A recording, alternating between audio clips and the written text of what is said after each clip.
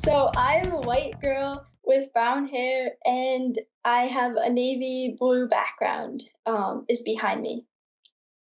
My name is Gaelynn Lea, and I am a white woman with dark brown hair that's pulled up. I'm wearing a pink dress, and I am in my kitchen with a picture of sheep behind me.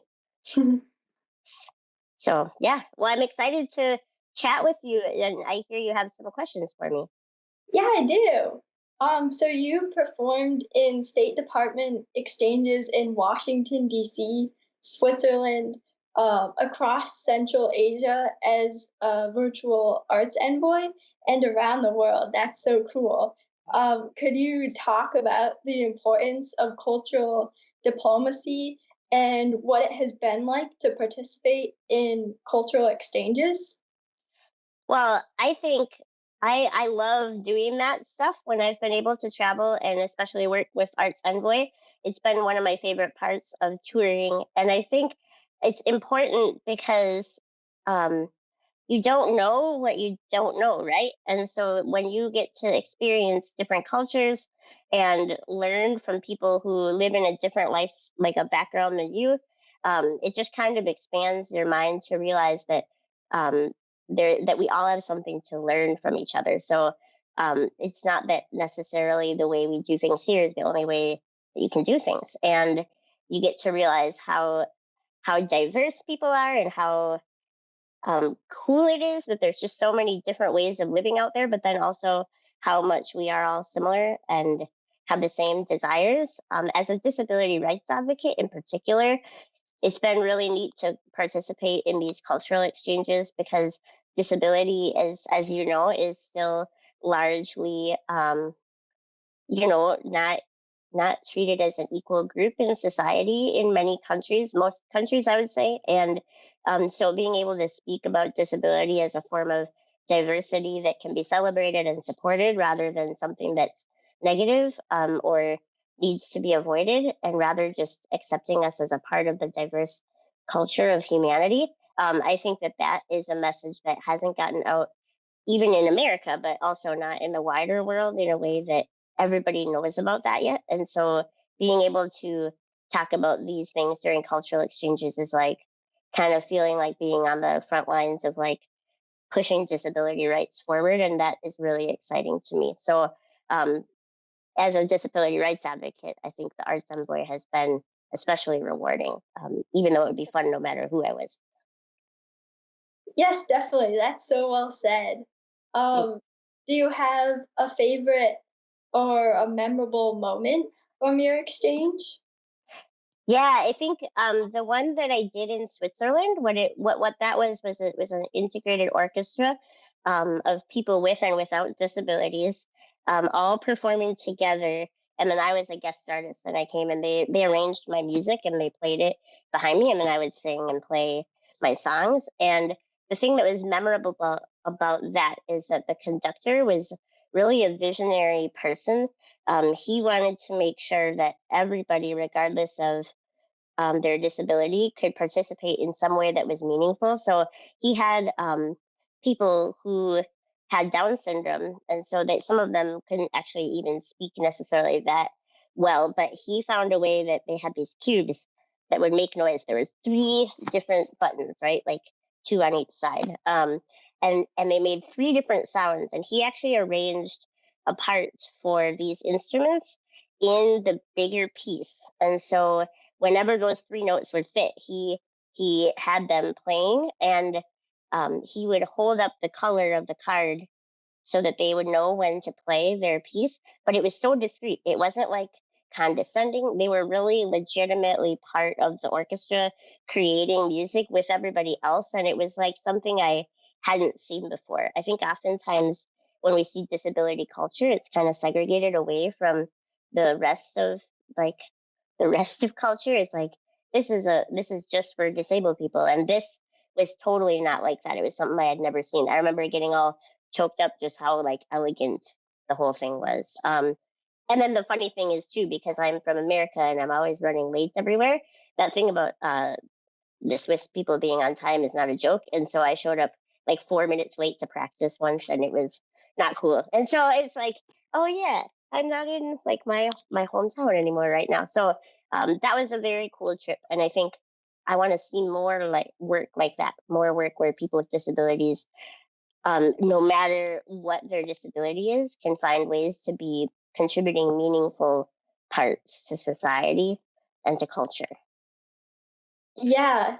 Yeah, I like how you say how like it was a non-disabled and a disabled community and how they weren't segregated, Yeah, because I feel like that's definitely a big issue everywhere in the US and internationally. So it's yeah, so encouraging and hopeful to see that in action where disabled people they're included. Um, yeah. yeah, definitely. So you have used your music as a platform to advocate for these rights and to promote positive social change, sharing your perspective on PBS NewsHour, BBC World News, TEDx Talks, and more. What advice do you have for young artists like me who are interested in following in your footsteps?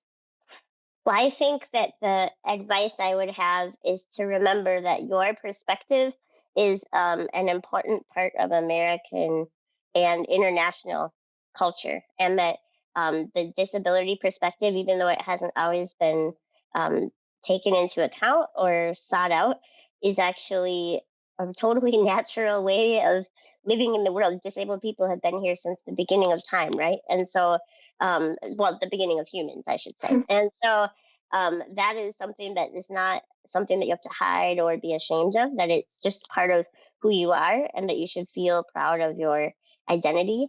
I think any young artist, whether disabled or non-disabled, it would help for the next generation if we all started considering how accessible our shows are or our performances are, and maybe not putting ourselves where we're performing at spaces where disabled people can't attend. That's a real issue, I think, where we don't.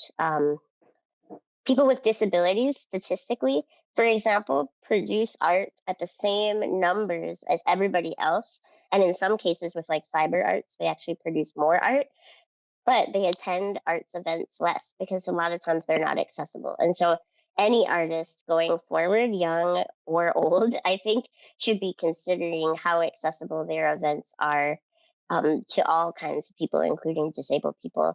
And just realizing that when you make your art accessible to people and when you share your message of who you are authentically, that the whole world becomes a more welcoming place. And so you're not just helping yourself as a disabled artist, you're helping everybody feel welcome. And I think that's a really cool shift in culture that we can do. Yeah, that's such a good point. I feel like I also through my writing I've really learned to um be proud of who I am and Yeah. accept my disability. Um and just a question is do you think that COVID with everything online, do you think that that's made these platforms more accessible as you were saying or less so? I think it depends on how you use the platforms. I think in some ways, um, it is more accessible to at least offer an online component to what you do. I don't think we should stop going to places once they open up and it's safe, to have in person events, obviously. But I think some people, whether or not it's because of disability or young children or they don't drive or it's too expensive, they can't always get to live events, but they can go online and watch the same event at home. And I think that that's important. But a lot of events are not being captioned. And that is an issue for people who are deaf or hard of hearing. And I think we haven't quite, I mean, you're the one that reminded us today to do visual descriptions. I don't think we've quite understood the importance of really making online events accessible. So I've been performing all year since COVID hit, at home. Once a week, I do an online show, but I've been hiring a captioner every week, um, since August in order to make those shows more accessible.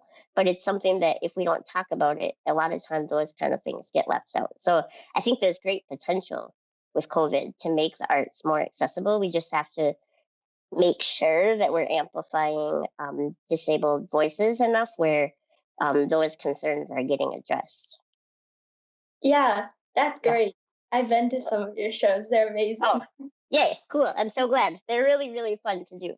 So cool. Oh, that's great. And speaking of songs, your song "I Wait" was the inspiration for the ECA Cultural Programs Division's essay contest in honor of the 30th anniversary of the Americans with Disabilities Act. Those who entered the contest were asked to respond to the lines from the song, "How long must we keep fighting for our right to be living? Wrongs overdue for righting, we're a bit too forgiving." Can you talk about what the song and these lyrics in particular mean to you? Yeah. Thanks for that question. That song is, I wrote that song when we were debating the healthcare bill back in 2017 maybe or something. I don't remember, but we Oh, were debating Medicaid, and I remember feeling very frustrated because there was a proposal that would really cut funding to Medicaid, which is something that many disabled people use to provide their health care, and not just health care, but things like their wheelchairs or their personal care attendants. So it's a really important program.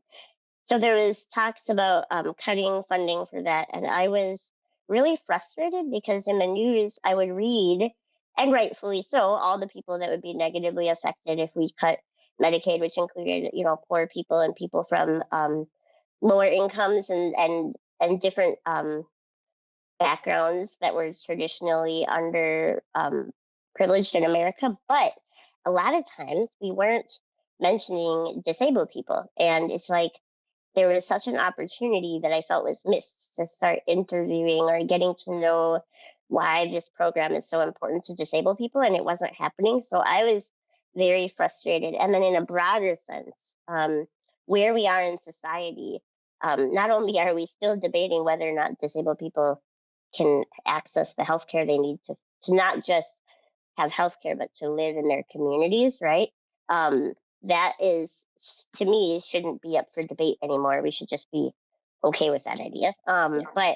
But not only that, I was frustrated with just kind of where we are as a society, where we do have the Americans with Disabilities Act, which now has been around for 30 whole years, but that enforcement of it and funding for it hasn't been prioritized. And so it's a law that, although it's really great and has really changed things in America for the better for disabled people, there's still some a serious lag.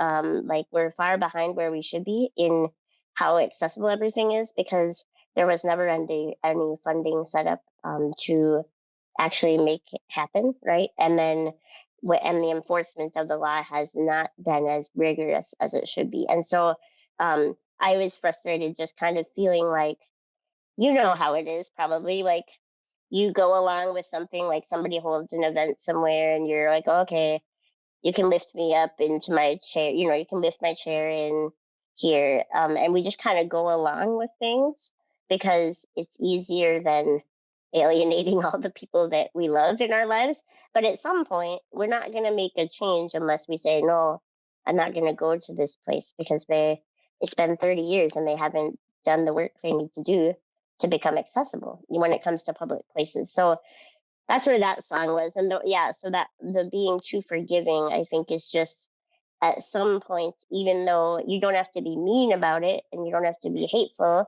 and you don't have to do anything that's illegal, obviously, like unless it's organized action, right? But you don't have to do anything that's immoral, but you do eventually have to say, enough is enough, and now we're going to work. We're going to say this is where we kind of draw the line in the sand, and we're going to start standing up for our rights. Standing up is maybe a terrible analogy, but saying that now we want to really hold the ADA accountable and the people in charge accountable for enforcing it. Does that make sense?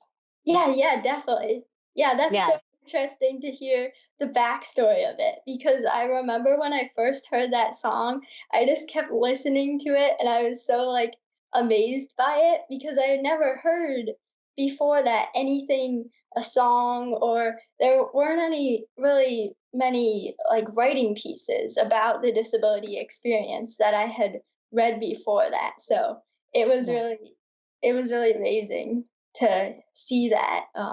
So yeah, thank you. That's cool. And that's why it's so important to work on this kind of stuff to like, because we need to have a lot of songs about the disability Yeah, experience, don't you definitely. think? Yeah. Well, speaking of that cultural program division essay contest, you were one of the winners, which is awesome. And I was so lucky to meet you at that experience. And as a judge in the contest, I was impressed with what you wrote. And I was wondering if you could read a couple lines from your essay. Do you have your essay around with Yeah, you? sure.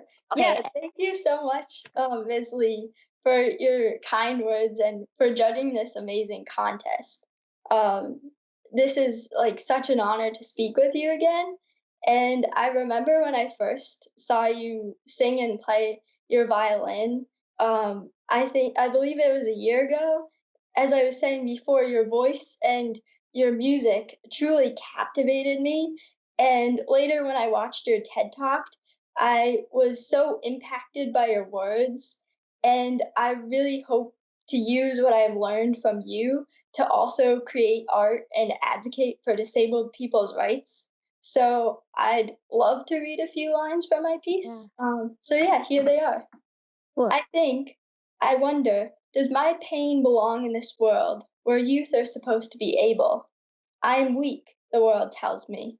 But when I look in the mirror, I'm strong and angry at the injustices that people with disabilities still face. And I chose this excerpt of my piece because, as I like to say, in grade school, physical weakness is often hidden behind flights of stairs and inaccessible doors. And what I mean by this, as I say in my essay, is it is easier for society to believe that all young people are non disabled. So there are physical barriers like stairs and doors and also but also this idea that disability is inherently bad, Mhm. so children and teens are taught not to talk about this. And as I grow older, as I start talking to more adults about the disability experience, I find disability is still often a taboo subject. And since I was young, I had been able to communicate best through my writing. So I was so grateful when I saw this amazing opportunity for the ADA essay contest, and that we are continuing this conversation about disability and accessibility and justice throughout the year. Yeah, I am grateful for that too. And I'm so glad that you are taking up the position, the mantle of people who, generations, because I'm probably about a generation ahead of you, and there are people ahead of me. And so I just think it's so cool to see the next generation of disabled kids start to speak up younger because that's how you're going to change society in the long run, don't you think? Yeah, It's just definitely. to speak up. So you were also a participant in the 2020 virtual Between the Lines program through the Cultural Programs Division at the University of Iowa International Writing Program. Can you talk about your experience and what it was like to be part of a virtual writing exchange program with youth from around the world? That's pretty awesome. Great question. This was such an amazing, incredible experience, and I'm so grateful I was given this opportunity. So thank you, Cultural Programs Division, for this wonderful program. So I come from a small, mostly white town. So interacting with people of different cultures and nationalities and ethnicities was a new and it was a truly wonderful chance to see the world in a unique perspective that I feel like society and the media often ignore. And going off that, 2020 to many was a year of despair and hardship and loss. Yet we, the BTL participants and teachers and the staff, we were able to come together from all over the world and build strong connections and embrace our differences along with our shared love of writing. And before this, I did not know many people my age who loved to write. So through BTL, as we were reading literature from various countries, not just um, stories about the Western world and about white protagonists. And as we were writing, we fostered friendships that would last until today. So I was able to gain friends from across the US and also internationally, as far away as Sri Lanka. And I am forever grateful because they're such exceptional writers and they are so passionate about the written word. And through these friendships, I am able to question the ways I previously looked at the world. And my friends help me to challenge these societal norms. So, yeah, BTL was so life changing for me. And I encourage any high schooler who loves to write to apply to this fantastic program. That's so cool. And I'm so glad that you got that experience when you're still, you're not even out of high school yet. So you're able to have this foundation um, for the rest of your life that you might not have been able to have otherwise, right? Yeah, definitely. Yeah. Wow. So what was your most memorable moment from that exchange? Do you remember like an incident that was particularly mind opening or cool? One of my most memorable moments was definitely open mic. So everyone read their new work in this open mic event, and as I listened to each person read their piece, um, these persons' words, they were so powerful and they truly struck me. And even though we were online, these words connected us and they showcased various cultures and various beliefs. And through our writing and our voices, we became a community. And um, although I was unable to express like my thoughts and my support for these people in person, I and everyone else, we typed our our support and our praise into the Zoom chat. So this was like a super powerful experience. And when I read my own piece, I was in such a supportive community. And when I finished, the chat was filled with such kind feedback from people who I felt I had known longer than the week we had been there. And this by getting to know each other and by seeing new faces that we might not have seen in our regular workshops, this was truly a powerful experience. And my teachers, my peers, everyone was so kind and welcoming and talented. And this was really exemplified in this open mic. And the whole BTL experience overall was incredible. That's so cool. I'm in a little writing group right now as well. Oh, And that's so cool. yeah, and it's on Zoom. And I think that if we could continue to remember how cool it is that something like technology can connect people from all over the country and all over the world in real time, and that they can, if you design it right, like you're writing and sharing your truth in your words, that we can actually really share in a meaningful way online, and so that even though travel is great and I want to travel again sometime, I think I've gotten a lot out of, and I don't intend to stop. Like learning about other places through technology too, and like, because how often you're not going to be able to quit everything you do and travel 24 hours a day necessarily, but once a week you can get together with a writing group from people all over the world, and in that way you learn about where they live and where they come from and how they think. And isn't that a cool part about being in this century, I would say, right? Oh yeah, definitely. Yeah, it Yeah, was super cool to think about all the different time zones, but we were all together, even though we were so geographically we were so far apart. But yeah, we really connected through this technology. So yeah. yeah, yeah. When I did the Central Asia thing, the virtual arts envoy tour, I remember I had to get up really, really early in the morning, like be ready at 7 because they were about 12 hours ahead of us, and so I did the events in the evening their time.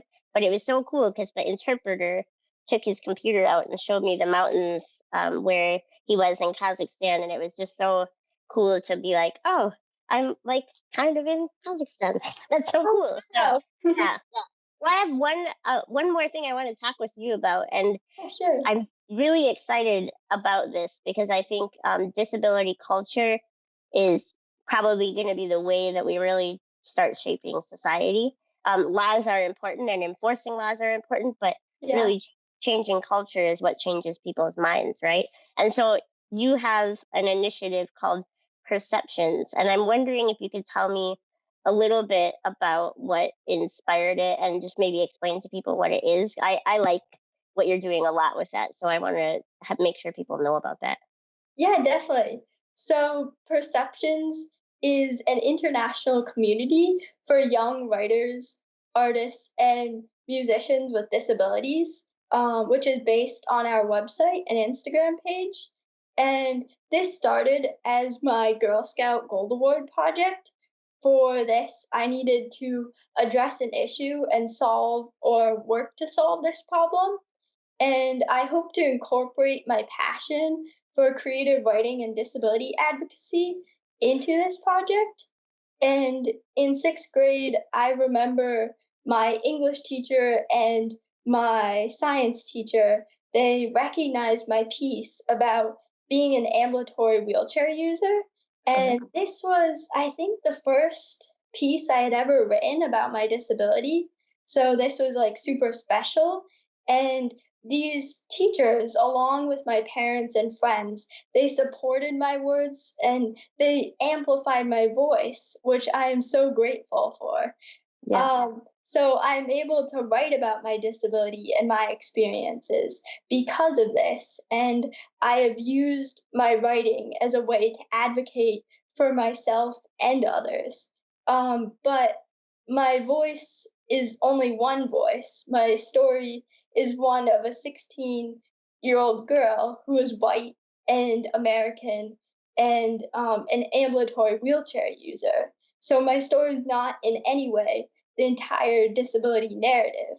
Uh-uh. So this is why I created Perceptions. This is why I hope that my team and I can build Perceptions into a supportive community, similar to the one I found in sixth grade, with the goal of supporting many diverse voices around the world and supporting creative teams with disabilities in the US and internationally.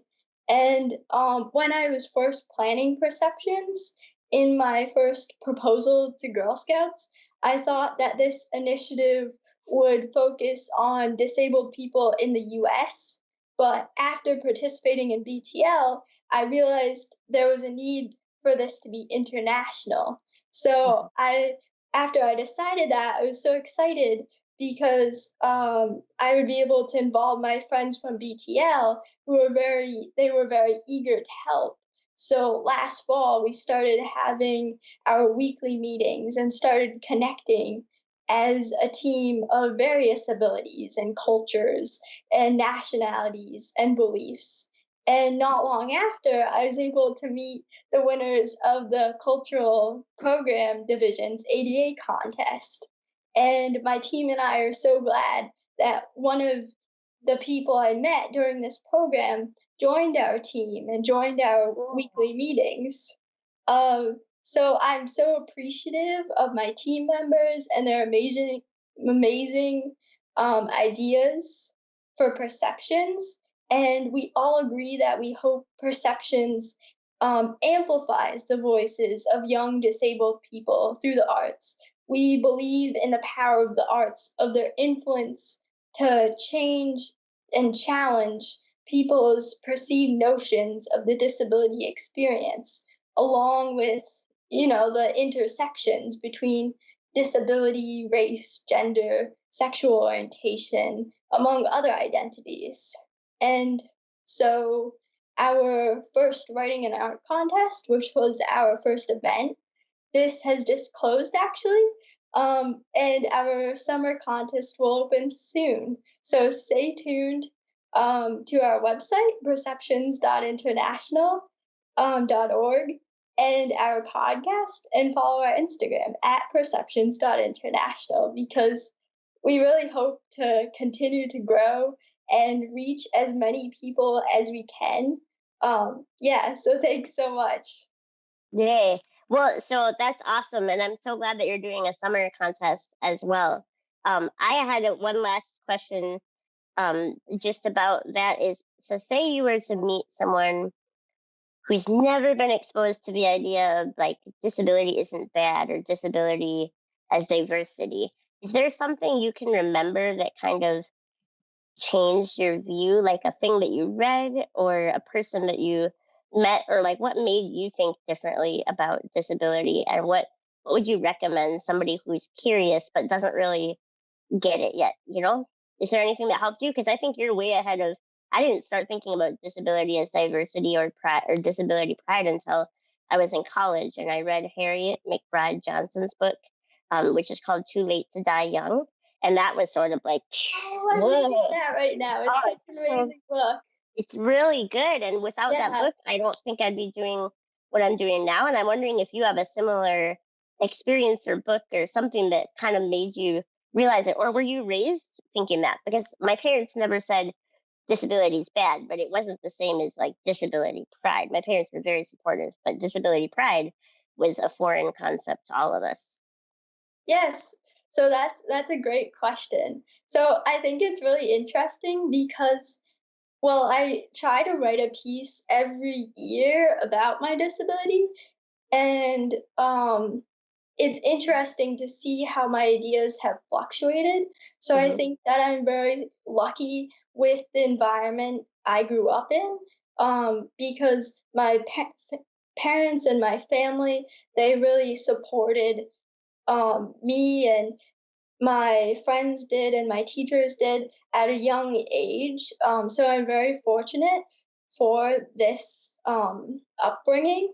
And I think that um, that along with this, because I've been reading and writing from a young age, I think that this really, because even though maybe I wasn't always reading about disability, I was reading about other identities and how people were proud of them. So I, even before I met or saw other, disability advocates, I was trying to see my disability and my identity as a positive thing, because this is it I think through writing I learned to embrace this, and especially in the last year I feel like I've definitely grown and my ideas have been challenged, because I wasn't on like social media before this, and before I started Perceptions I only had my experience, Uh-huh. but now and but now that I've been um, experienced other people's views and everything, I feel like this has definitely helped me grow as an advocate. And my ideas have been able to grow, and I've been able to become more proud. And I feel like I've been able to better speak out about what I think is right, um, compared to before I started perceptions. Yeah, no, that's cool. Do you think that so you might say to somebody who is not sure or hasn't um, really learned about disability to maybe actually just take the time to read and reflect on what they read from different perspectives that aren't the same as their own? Is that kind of what you're saying? Yeah, definitely. And I think that if you find something that you're passionate about, like maybe it's art or music or the arts really helped me and helped me to accept who I am. Um, Yeah, and I feel like I was part of a choir from a young age, and I feel like we were taught to be, leaders and be proud of who we are. So I feel like this experience, along with my family and my friends and writing, I feel like combined, this really helped me to grow confident um, as a person, and especially as I was saying, after I started perceptions. And I think advice I would have for other people, I think just to really find who you are and what you love, and to I think that's how I started to grow confident in myself, through what I was passionate about and through my community. well, that is super great advice, and I hope that people take it and learn from what you guys are doing, and like seek out new experiences, right, and follow your passion Yeah, because that's what makes you grow. Cool. Well, thank you for talking with me today, Libby. It's really nice to see you again. yeah, you too. Cool. Yeah, thank you so much. It was such an honor to speak with you. Well, I feel the same way. So I'm excited that you're Oh, doing all this cool work that the world will get to see and learn from. So thanks for what you do too. yeah, and I'm so excited to read your book. Oh, I know. Holy cow. I have a lot left to write, but it's going to happen. It's coming together.